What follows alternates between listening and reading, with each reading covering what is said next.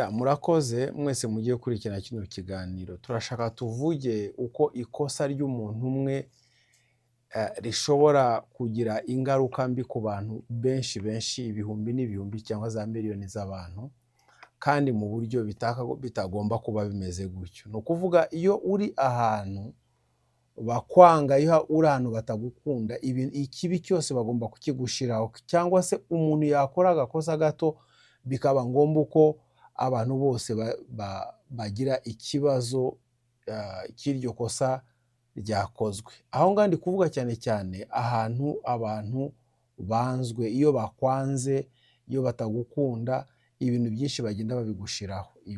Ibyo niko bimeze gutyo. Ndashaka wenda mbabwire mu magambo make mbere ko utangiye kuvuga ikibazo cy'Abasomali, ko nicyo dushaka kuvugaho.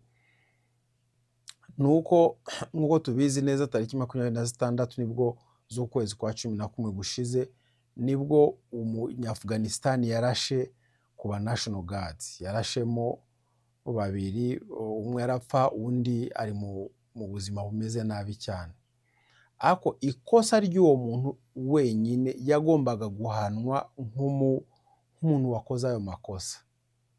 Ariko ikosa ry'uwo muntu ryagiye rigira ingaruka mbi cyane ku bantu b'ubwoko bwabo, ni ukuvuga abantu twavuga bo muri Afghanistan. Ngira ngo twavuze muri video z'ubushize ibibazo bagiye bahura nabyo. Ariko si ibyo abo ngabo bonyine, bigenda bijya no kubimukira. Ngira ngo twasobanuye neza ikibazo ibi ngibi byateye kuba uriya mugabo yarashe kuri abo bantu babiri.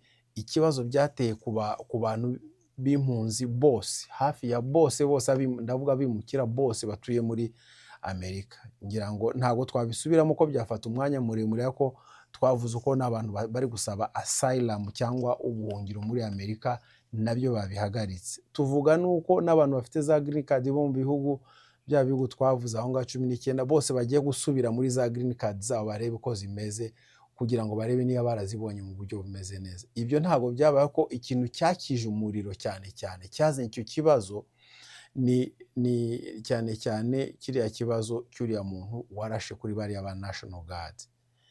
None ikindi kibazo wenda abo niyo twavuzeho, turebe communauté rero y'abantu b'Abasomali, ikibazo nabo cyabagizeho, kandi ikibazo gikomeye cyane. Ni ukuvuga urebye neza Abasomali nko twabivuze muri state ya Minnesota, mu mujyi wa Minneapolis, hariho Abasomali benshi cyane. Twavuze uko bageze bari hagati y'ibihumbi 80 n'ibihumbi 100. Ni benshi cyane, kandi ibyo ngibi bikabaha imbaraga zo kugira ngo bashobore kujya mu myanya ikomeye cyane ya leta. Ariko icyo nshaka kuvuga aho ngaho rero, nubwo Census Bureau cyangwa ibiro bishinzwe ibarura byasanze Abasomali benshi, ariko ikibazo dushaka kuvuga ni ikibazo cy'ubuyobozi. Ibi ngibi ni ibintu nawe ushobora gusoma muri Guardian Time cyangwa The Time. Ibintu nk'ibyo birahari. Ibyo ngibi ni ukuvuga Trump yavuze ngo Trump claimed they are completely taking over the state. Ni ukuvuga Trump yavuze ngo Abasomali bafashe state yose. Ni ukuvuga barimo gufata state yose ya Minnesota ibe nkaho ari igice cya Somali cyangwa cy'Ubusomali gutyo. Urumva niko yavuze gutyo. Yabivuze gutyo n'ingamba zindi zirafatwa. Ariko ntabwo ari bwo bwa mbere gusa Trump akora ataki cyangwa atera Abasomali, kuko na mbere yavuze ngo leaders in Washington brought large number of refugees to Minnesota. Ni ukuvuga abayobozi bakuru bo muri Washington, ni ukuvuga Washington DC, ni ukuvuga niho hari perezida. Birumvikana ibyo yashatse kuvuga ngo perezida yazanye abantu benshi cyane muri state ya Minnesota, cyane cyane Abasomali bwo ashaka kuvuga. Tariki ukwezi hari mu kwezi kwa 11 tariki 21 ni ukuvuga ukwezi kwa 11 tariki 21 kuri True Social Posts baravuga ngo ni ukuvuga baravuga ngo Somali gangs are terrorized the people of that great state. Ni ukuvuga Abasomali b'abagangisteri, abagange n'abantu twavuga ko ari amabandi, ni ukuvuga abantu babi, abantu bameze nabi, b'Abasomali ngo bari guteroriza, nuko bari guhutaza abantu bo muri state imeze neza cyangwa state ya Minnesota. Ibyo ni ibirego bya hehe, ni ibirego bya Trump yavuze ibyo ngibyo. Ikindi aravuga ngo billion of dollars are missing, ni ukuvuga za biliyoni z'amafaranga ziri kubura. Ni ukuvuga icyo ni ikindi kirego yavuze ngo biliyoni z'amafaranga ziri kubura. Impamvu ushaka kubabwira kuri ibi ngibi kugira ngo mushobore kubyumva neza, ushobora kuvuga ese kubera icyo uri kutubwira ibintu by'Abasomali, ni ngombwa ko tubyumva kuko natangiye mbibabwira yuko ikibazo cy'umuntu umwe gishobora gutuma community yose igira ikibazo. Ni ukuvuga umuntu w'impunzi umwe wenyine yatuma impunzi zose zigira ibibazo. Ngira ngo niyo mpamvu ndi kubibabwira kandi mugomba kubyumva neza, kuko ikibazo nk'uko twatangiye tubivuga, ikibazo cy'Afghanistan cyageze ku bantu bose, ikibazo cy'Abasomali ntibigukange cyane uko cyakuzana ibindi bibazo bikomeye cyane. Urumva ngo billion z'amafaranga ngo zagiye zibura, zabaye missed, zamisinze. Kandi ikindi avuga ngo and he announced he would end temporary protected status cyangwa temporary protective status for Somali. Ni ukuvuga icyo bita TPS, ndashaka mbasobanure neza TPS ariko sinyitindaho, ndabasobanura neza. Ni ukuvuga icya mbere yavuze ko bari guteroriza, bari guhutaza abantu bo muri Minnesota. Ikindi yavuze ngo za billions z'amafaranga zarabuze. Ikindi aravuga ngo agiye gukora TPS, temporary protective status. Temporary protective status, ngira ngo abakurikirana ibiganiro byacu cyangwa ababikurikiranye bashoboye kumva neza uko temporary protective service ikunze guhabwa abantu baturuka mu bihugu bifite ibibazo. Ni ukuvuga ushobora kubona temporary protective services, ni ukuvuga ukemerwa kuva mu gihugu cyawe ukaza muri Amerika, kandi ukemerwa no gukora muri Amerika ariko utarabona, udafite ibyangombwa. Ni ukuvuga ni temporary, ni igihe gitoya, baba bateganya ko ari igihe gitoya kugeza ubwo igihugu cyawe kigira amahoro ukongera ugasubirayo. Ariko rero ino temporary protective nk'uko turi busome ahangaha mu kanya gatoya, n'igihe yatangiye kera mu Basomali, yatangiye mu 1990, hanyuma Abasomali batangira kuza ari benshi cyane. Ariko aravuga ngo aragiye gukuraho temporary protective status, ayikureho burundu ku bantu batuye ku Basomali cyane cyane batuye muri Minnesota. Icyo ni ikibazo twavuga ko mu by'ukuri ari ikibazo gikomeye cyane.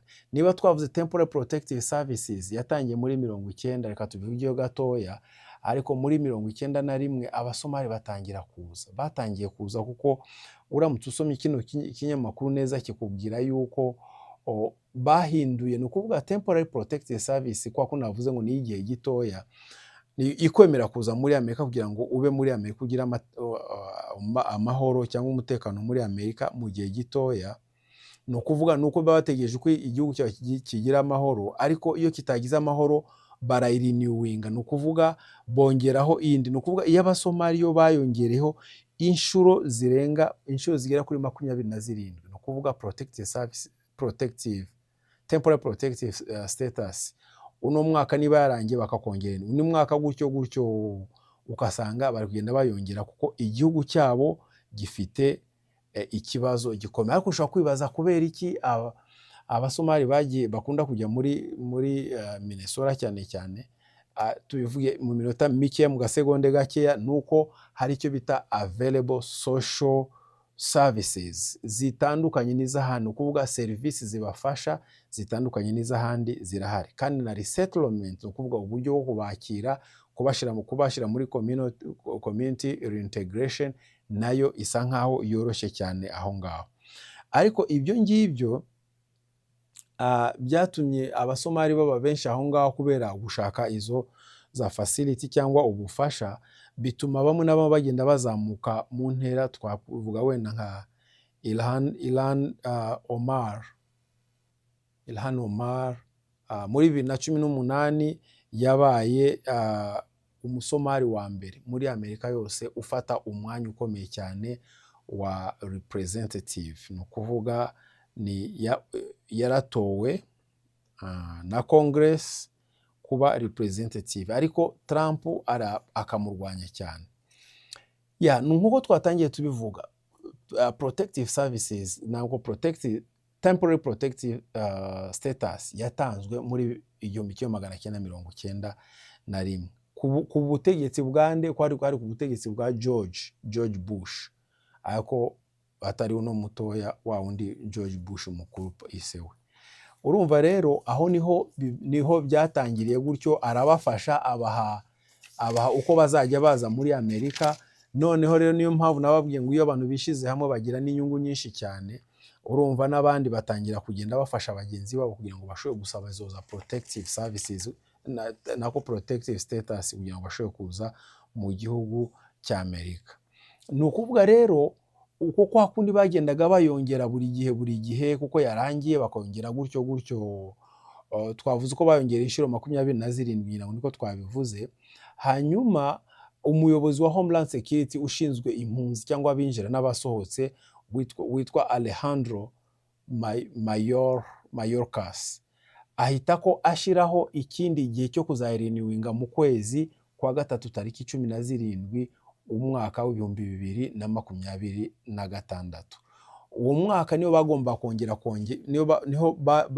bagombaga kongera kubaha kubongera indi minsi ya TPS kugira ngo bashobore gukomeza kuba muri Amerika. Ariko nkuko mwabisomye, nkuko nabibabwiye aho ngaho, ibyo byahise ko bihagarara kuko Trump ari gupanga ko ibyo byose bigomba guhagarara.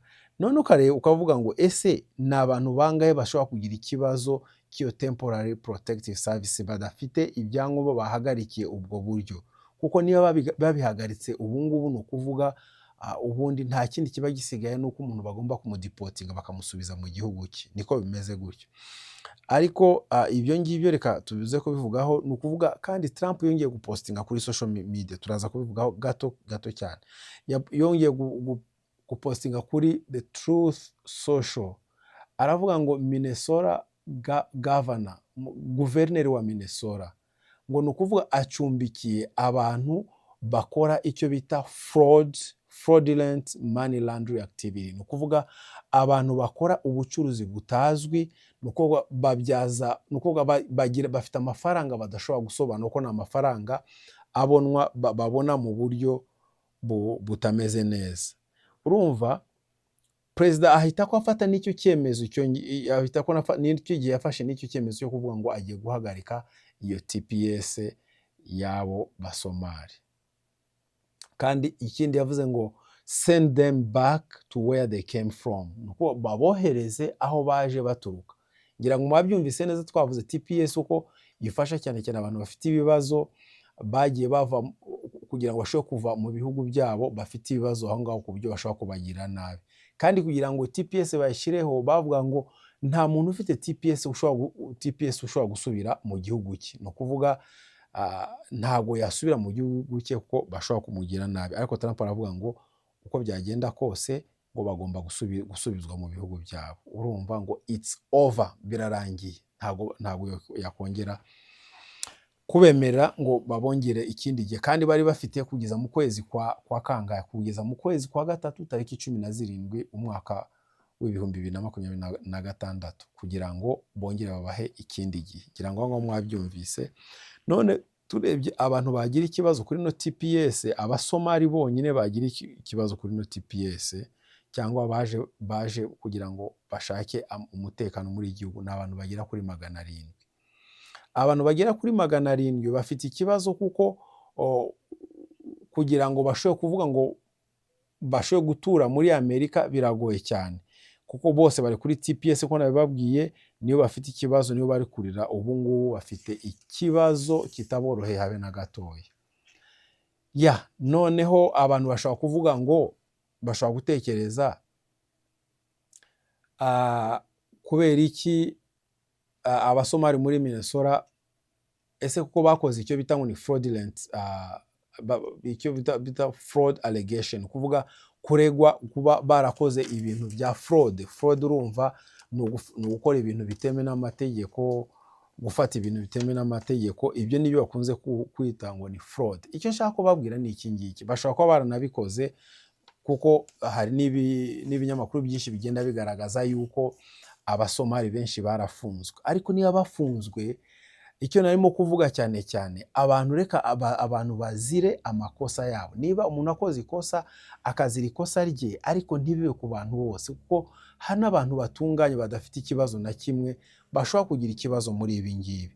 Wenda tuvuge muri covid y'ibihumbi 2019, muri covid-19, ni ukuvuga hariho porogaramu yo kugaburira abana. Iyo yari non-profit organization cyangwa ONG yakozwe n'abasomali bita ngo ni Feeding Our Future. Urumva iyo ngiyo iri ndi kuvuga ibirego baregwa abasomali ubu ngubu. Iyo ngiyo iri muri community y'abasomali. N'abasomali bari bafite iyo Feeding Our Future. Hanyuma baravuga ngo iyo Feeding Our Future ngo yibye amafaranga agera kuri miliyoni 300. Bavuga ngo ni fraud scheme, no kuvuga amafaranga bacishe mu bintu bitameze neza, ku buryo abantu bagera kuri 70 bari gukurikirana kuri kino kibazo. Ikindi kandi bavuga ngo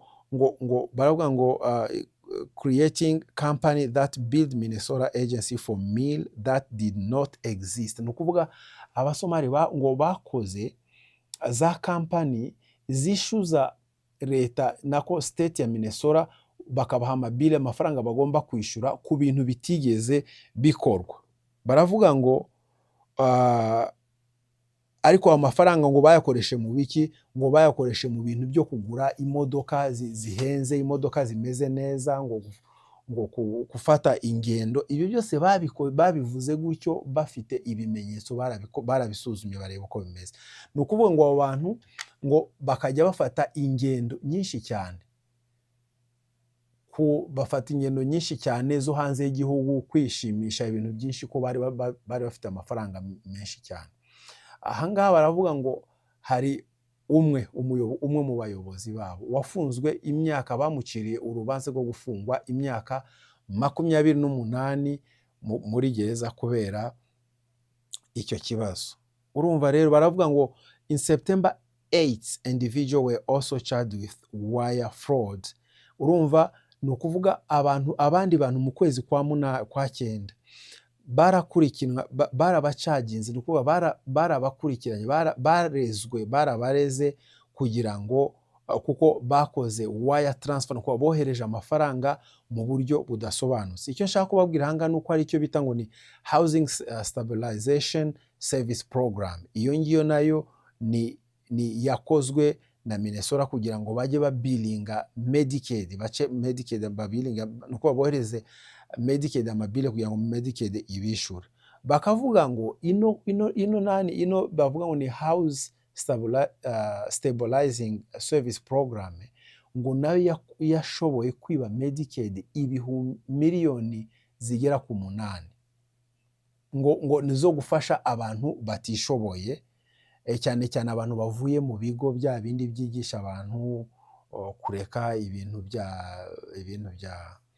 by'ibiyobyabwenge n'inzoga. Ni ukuvuga ni rehabilitation facility, ni ukuvuga bakoze ikigo cyo gufasha abantu bahungabanye, bafite ikibazo cy'ibyo bintu by'ibiyobyabwenge n'amayoga byose, kugira ngo babafashe kandi babashakire amazu bashobora kujyamo. Ariko baravuga ngo ibyo ngibyo ntabwo byigeze bikora. Abo bantu bose bakomeje kuba aba homeless, bari ku muhanda, kuko ano mafaranga yose ntacyo yabamariye, ko ntacyo bakoze.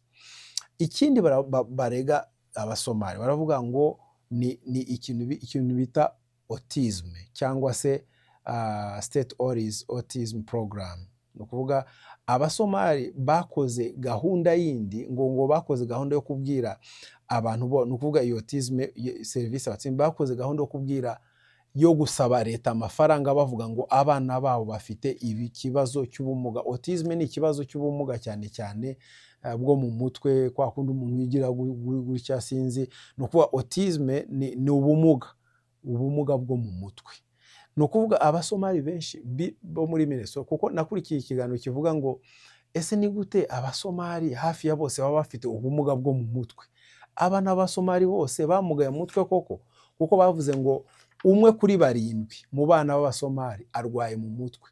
Uko niko bimeze. Noneho baza kubikurikirana neza basanga ari programme abasomali bashizeho yo kuvuga ko abana ngo bafite ibibazo byo mu mutwe, bagacaginga leta amafaranga menshi cyane. Ku buryo baje kubimenya, umuloya aza kubikurikirana, abanyamategeko baza kubikurikirana. Muri uko kubikurikirana bashaka kumenya ese ino programme imeze gute, ariko baravuga ngo bavuze ngo kuvuga attorney for Minnesota witwa Joseph Thompson, niko kinyamakuru kivuga gutyo. Joseph Thompson yavuze ngo he announced the autism case.